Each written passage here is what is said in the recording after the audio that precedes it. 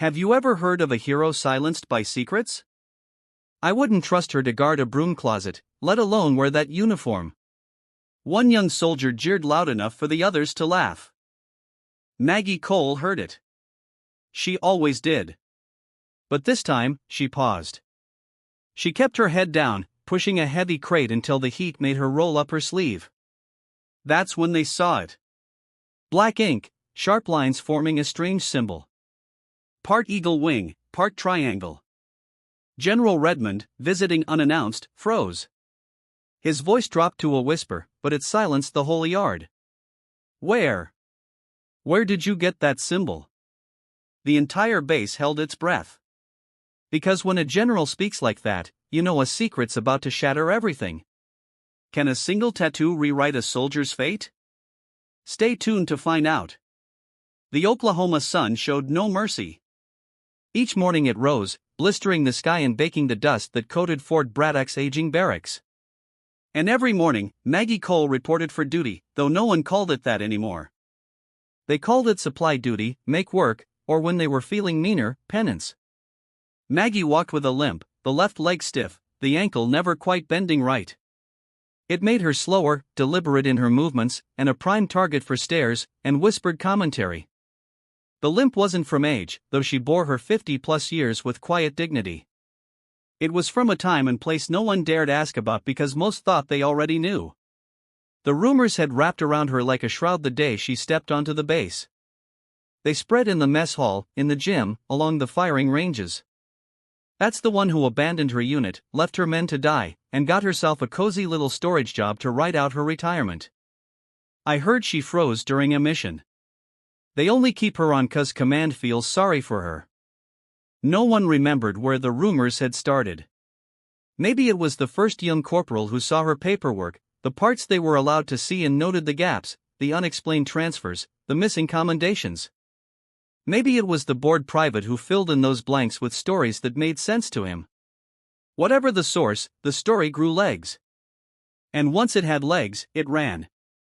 Maggie's world was now a cycle of endless storage rooms. Dimly lit spaces filled with crates, ammunition cans, rusted tools, and equipment no one wanted anymore. She cataloged it all with meticulous care. Her hands, scarred and calloused, moved over clipboards and keyboards, checking inventory numbers, making notes, fixing what could be fixed, discarding what couldn't. But the young soldiers saw none of this. They saw only a figure in the background. Someone easy to ignore, easier to mock. Phones came out during breaks. TikTok videos captured grainy images of Maggie pushing heavy crates or dragging pallets across the concrete floor. "Check out the base ghost," one caption read. "She moves slower than my grandma," said another, layered over a sped-up clip of Maggie bending to pick up dropped tools. Sometimes they weren't content with just filming. A private would toss a water bottle so it rolled near her boots. Another would accidentally leave a locker door open so it would slam shut when she passed, making her flinch. These small cruelties played out daily, unnoticed or unacknowledged by their superiors. What if the truth behind her silence could turn their laughter into respect? Keep watching, brought to you by Valor Stories.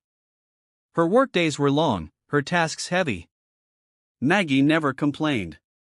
She hoisted crates that would have tested younger soldiers. She loaded and unloaded trucks. She reorganized entire storage bays single-handedly. The limp slowed her, but it did not stop her. The limp, that limp, was as much a magnet for ridicule as the rumors. They watched her, smirking as she adjusted her stance before lifting a box. They whispered behind her back when she took a moment to rub her knee. Bet that leg froze up on her the day she left her squad. Someone snickered once. Maggie had heard. She always heard, but she kept her head down, kept working, kept enduring. It wasn't just the physical labor that weighed on her. It was the isolation. She ate alone in the far corner of the mess hall at a table near the window where the light caught the dust motes in the air. Conversation and laughter rolled around her like waves she was no longer part of. Nobody invited her to sit. Nobody joined her table. On weekends, when the younger soldiers gathered to plan trips into town or organize barbecues, Maggie lingered in the background unseen. When she walked past them in the yard or along the perimeter fence, their voices lowered, their laughter grew sharper. Once a young sergeant, new to the base and not yet infected by the rumor mill, tried to engage her in conversation. "Ma'am, you need a hand with that crate?" Maggie had looked up, the surprise plain in her eyes. Before she could answer, one of his peers clapped him on the shoulder and steered him away. "Don't bother. That's Maggie Cole. Washout from way back. She's fine on her own." The sergeant gave her an awkward nod and retreated, leaving her with the crate and the familiar ache in her chest. Still, Maggie endured. The storage rooms became her refuge as much as her prison. Within those concrete walls, she didn't have to listen to the jeers. The crates didn't judge her. The paperwork didn't care about her limp. And so the days blurred together, hot sun, hard work, and silent taunts. Maggie bore it all with quiet resolve because she knew something they didn't. Sometimes the truth is too heavy to carry openly, and sometimes silence is the strongest shield a soldier can have. Long before the rumors, long before the dusty storage rooms, Maggie Cole had been someone else. Someone no one at Fort Braddock would have recognized in someone she was forbidden to speak about. The truth of Maggie's past wasn't carved into any public record or glowing report. It lived in the shadows, buried beneath classified files and mission logs, stamped with bold black letters. No distribution, eyes only. And that was exactly where the government intended it to stay. It had been 1985 when she was recruited into a team that didn't officially exist. The Cold War was burning quietly in corners the public never saw. Intelligence services needed people who could disappear into the void, complete impossible tasks, and leave no trace behind. Maggie, then 23, had been one of those people. Her code name had been Shade. She'd earned it. Crawling through jungles, slipping across borders, moving unseen through places most Americans couldn't find on a map. That fateful mission had started like any other. Central America was a powder keg, and the U.S. had interests to protect, or depending on who told the story, secrets to bury. Maggie's team had been tasked with extracting a high-value target, a double agent who'd risked everything to feed U.S. intelligence a steady stream of information that had prevented more than one disaster. The objective sounded simple on paper. Slip across the border, find the target, and bring him and his family out before the local militia found them. There would be no backup, no air support, no cavalry. If things went wrong, no one would come. And things did go wrong. The team crossed into hostile territory under the cover of night. They navigated dense jungle, avoided patrols, and reached the village where the target was hiding. But the enemy was waiting. Someone, no one knew who, had betrayed them. The first shot echoed through the trees just as they reached the safe house. In a flash, the mission unraveled. The team leader went down immediately. Maggie felt the sting of shrapnel against her shoulder as she dragged the target's teenage son behind a crumbling stone wall. Gunfire shredded the night. Orders were shouted, positions changed, blood spilled. The team fought like demons, but they were outnumbered, outgunned, and out of options. Maggie made the only choice she could. She grabbed the boy and ran, weaving through back alleys, ducking behind fallen beams, using every trick she'd learned in a decade of service. The boy sobbed in fear, but she kept him moving, kept him alive. 12 miles. That's how far she carried him through jungle and mud, dodging enemy patrols, nursing a bullet wound in her side that she hadn't even noticed until hours later. When they finally crossed into safe territory, dawn was breaking and Maggie collapsed in the dust, too exhausted to speak. The official story was written before she could even clean the blood from her hands. The operation didn't exist. The target never made it out. The team, they said, died in a training accident. There were no heroes, no medals, no commendations. Maggie was sent stateside, assigned to a non-combat post. A file appeared in her record, one she wasn't allowed to see, noting operational errors that led to friendly casualties. It was a cover story meant to explain her transfer without revealing the mission's existence. But the lie grew teeth. Command moved on, but the rumor mill didn't. Soon, what had been fiction for secrecy's sake became gospel for every soldier who met her afterward. She was branded the woman who froze under fire, the woman who ran, the woman who got good men killed, and she was forbidden to say otherwise. Maggie thought for a while that the truth would surface on its own. That one day the right person would see through the lies. But years passed. The people who knew the truth retired, transferred, or died. The files stayed buried in classified vaults, and the legend of Maggie the coward became more real than the woman who had once been shade. Back at Fort Braddock, as she cleaned weapons that others had dirted or sorted gear left behind by soldiers too busy for the job, Maggie let her mind drift back to that jungle that night. The boy's face haunted her sometimes. She wondered if he even remembered the woman who'd saved him. If he knew she'd given everything, her career, her honor, her name, so that he might live. But memory was no protection against whispers. And Maggie carried her silence like armor. The tattoo on her arm, a geometric symbol, an eagle's wing wrapped in an angular triangle, was the only mark left of those years. It was supposed to remind her of the team that never got to come home, the mission that could never be acknowledged, the oath she'd sworn to protect the truth, even at the cost of herself. It wasn't meant for anyone else to see, but in the heat of Oklahoma's relentless sun, even armor has cracks. And soon, the secret she'd guarded so fiercely would begin to surface because some truths don't stay buried forever. General Thomas Redmond wasn't supposed to be at Fort Braddock that day. His inspection tour wasn't scheduled for another 6 months. But Redmond had learned over 4 decades in uniform that the real truth of a base was what you found when no one had time to prepare. He'd shown up unannounced, his convoy kicking up dust on the long road in. The base went into frantic motion. Soldiers scrambling to form up, officers barking orders, gear polished in haste, uniforms straightened. Redmond watched with the calm of a man who'd seen it all before. He didn't follow the set inspection route. He never did. Let the brass show him the clean offices, the tidy motor pools. Redmond preferred to wander. The places they didn't expect him to go were where the rot usually hid. So it was that he found himself near the supply warehouses, the forgotten corner of Fort Braddock. Inside one of those warehouses, Maggie Cole worked alone. She moved slowly, deliberately, stacking crates of equipment, logging serial numbers with precise handwriting. The afternoon heat filtered through cracked windows, casting golden bars across the concrete floor. Sweat darkened her uniform at the collar, at the back, beneath the arms. She didn't see the general at first. She was focused on a crate of field radios, straining to shift it into place. Her sleeve rode up as she reached, and for just a second, the mark on her forearm caught the sunlight. That symbol, the angular triangle wrapped around the eagle's wing, inked in stark black against weathered skin. Redmond froze. The heat, the dust, the noise of the base. All of it seemed to fade in that moment.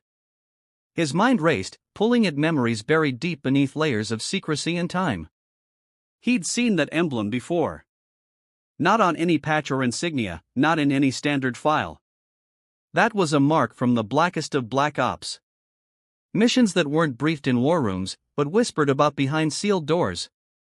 It was the emblem of a team that had gone where no backup could follow, done what no report could ever record. A team that hadn't just served their country, they'd protected it from threats most would never know existed. "Sergeant," Redmond called, his voice low but firm, cutting through the silence like a blade. Maggie straightened instantly.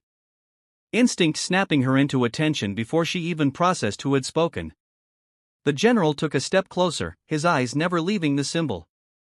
"Where?" His voice faltered for the briefest of moments, uncharacteristic for a man known for his steel nerves. He lowered it to a whisper, but it carried through the cavernous space. "Where did you get that symbol?" Maggie didn't answer. She couldn't. Years of conditioning, of orders drilled into her very bones, held her tongue. That tattoo wasn't for public knowledge. And even now, after all she'd endured, revealing the truth felt like betrayal, of the mission, of the fallen, of the oath she'd taken. But Redmond wasn't looking at her face. He was looking at her stance, the way she held herself, the weight behind her silence. He recognized it because he'd worn it, too. Behind him, Lieutenant Blake hurried to catch up, his notepad at the ready, eager to record the general's findings. He stopped short, sensing the tension thick in the air. "Sir," Blake asked hesitantly. "Lieutenant," Redmond said without looking back. Fetch this soldier's file, not the standard personnel jacket. I want the Black Archive now. Blake paled. The Black Archive. That meant top clearance. That meant things most officers never even knew existed. But he saluted and ran, boots pounding on the concrete. Maggie stood there, heart pounding. She felt the gaze of soldiers outside the warehouse, drawn by the shift in energy, the change in the general's tone. The whispers started almost at once. What's going on? Why is the general talking to her? What did she do? Redmond kept his eyes on Maggie, his expression unreadable. Inside, though, the pieces clicked together faster and faster. He remembered now the reports that crossed his desk in the mid-80s marked eyes only. The mission that never officially happened. The team that saved lives by the dozens, maybe hundreds, but whose names were struck from the record, and the lone survivor. The one who walked out of the jungle when everyone else had been lost. Minutes later, Blake returned out of breath, holding a slim black folder. Redmond took it and opened it right there in the dust and heat of the warehouse. His eyes moved over the pages, his frown deepening with every line. It was all there. The classified mission, the ambush, the extraction, the cover story that had damned Maggie's reputation to protect national secrets. Redmond closed the folder slowly. We failed you, he said, voice rough. My God, we failed you. The murmurs outside the warehouse grew louder, the realization beginning to dawn on the gathered soldiers. The woman they'd mocked, laughed at, called a coward. She wasn't the failure. They were. And for the first time in years, Maggie let herself breathe.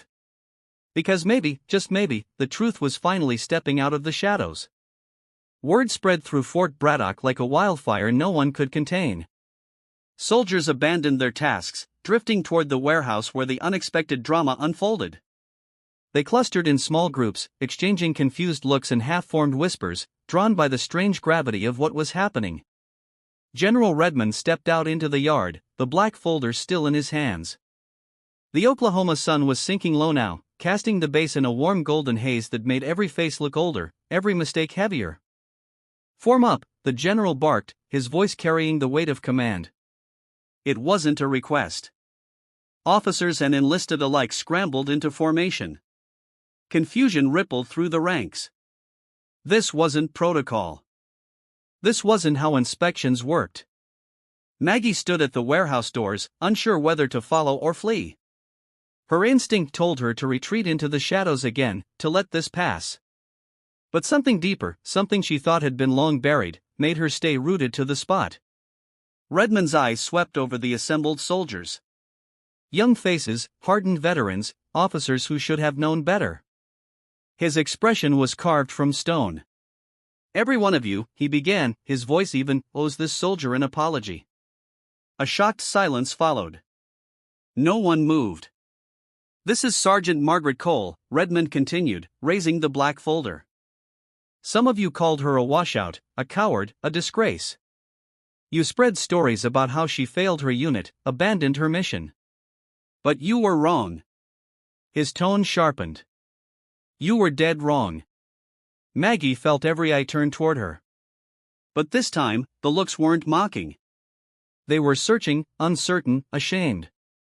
Redmond opened the folder again, reading aloud with deliberate care. In 1985, Sergeant Cole participated in an operation so classified it doesn't exist in your records. She completed that mission at the cost of her career, her honor, and her name to protect this country and people you will never know about. The story you've been passing around was fabricated to shield national security. And you believed it because it was easier than asking questions. The soldiers shifted uncomfortably. No one dared speak. Lieutenant Blake, Redmond said, his gaze locking on the young officer. Blake stepped forward, face flushed and shame heavy in his posture. Sir, he said quietly. Report, Redmond ordered. Blake swallowed hard. Sir, I witnessed the harassment. I didn't stop it. I let it happen because I didn't think it was my place. I failed, sir. Redmond's nod was slow, measured. You did, but you've acknowledged it. Now learn from it. he turned to the rest. I want every one of you to take a good look at yourselves. Because what happened here, what you let happen here is not what this uniform stands for. This woman protected secrets so dangerous, so vital that we buried the truth. And in doing so, we buried her. That ends today. A murmur rippled through the formation. Not defiance, but realization. The weight of their collective failure settled on them like the dust of the base itself. Redmond stepped closer to Maggie, lowering his voice. We're going to make this right. It won't erase the years, but we'll start. Maggie's lips parted as if to speak, but no words came. Instead, she gave him a nod. Small, but filled with more strength than 1,000 speeches. The general turned back to the crowd. There will be a formal ceremony, he said. Her record will be corrected, her decorations restored, and those of you who laughed at her, mocked her, belittled her, you'll stand and bear witness to it. He let that sink in. And I will personally ensure that every officer on this base undergoes additional training in leadership and integrity. Because this, he gestured at Maggie, should have been seen for what it was, heroism, not failure. That evening, as the sun dipped below the horizon, the soldiers dispersed in uneasy silence. Conversations that might have been filled with bravado or gossip were quiet now, replaced with reflection. The base, for the first time in years, felt heavy with the weight of truth. Some approached Maggie later, hesitantly, offering quiet apologies, awkward gestures of respect. Most didn't know what to say, and she didn't require them to say anything. 3 weeks later, the formal recognition took place not in a grand hall, but in the same warehouse where her secret had first begun to surface. The general thought it fitting. No cameras, no media, just soldiers standing at attention bearing witness. General Redmond read aloud the citations that had been withheld for decades. The Defense Superior Service Medal, the Bronze Star with Valor device, a citation for extraordinary heroism in the face of overwhelming odds. As he pinned them to Maggie's uniform, he spoke only 4 words. We failed you. No more. Maggie didn't smile. She didn't weep. But those who looked closely saw the tension leave her shoulders. The years of silent weight lift, if only a little. And when it was done, when the soldiers saluted and the ceremony ended, Maggie turned to leave, not to hide, but to return to work, knowing that finally, at long last, the truth had a voice. The ceremony was over, but the ripples had only begun. Fort Braddock didn't go back to normal. Not right away. You don't witness the shattering of a lie that big, that enduring, and just slip comfortably back into routine. For days afterward, the soldiers on base carried themselves differently.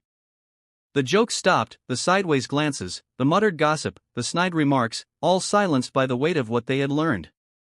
It wasn't just Maggie's vindication that had stunned them. It was the realization of what they themselves had allowed to happen.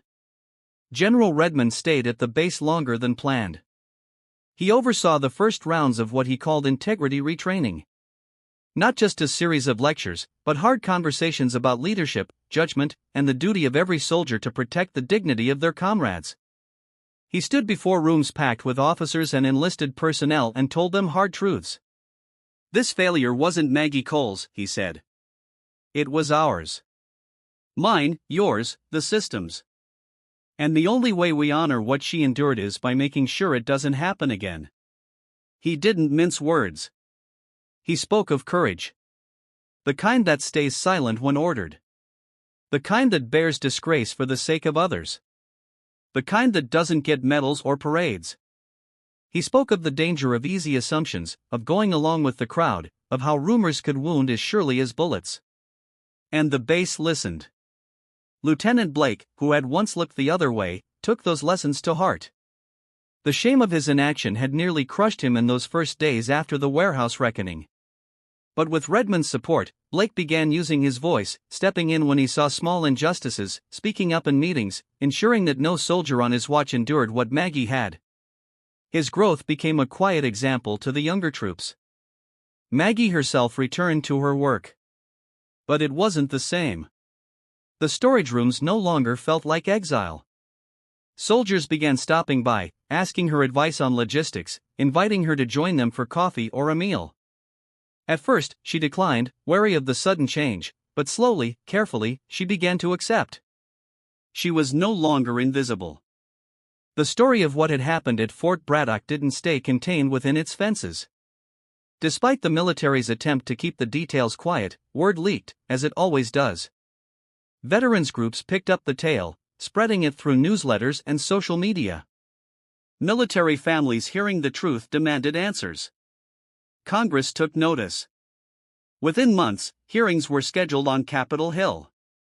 Testimony was gathered, not from Maggie herself, she declined, preferring her deeds to speak for her, but from General Redmond, from Blake, from others who had witnessed the injustice.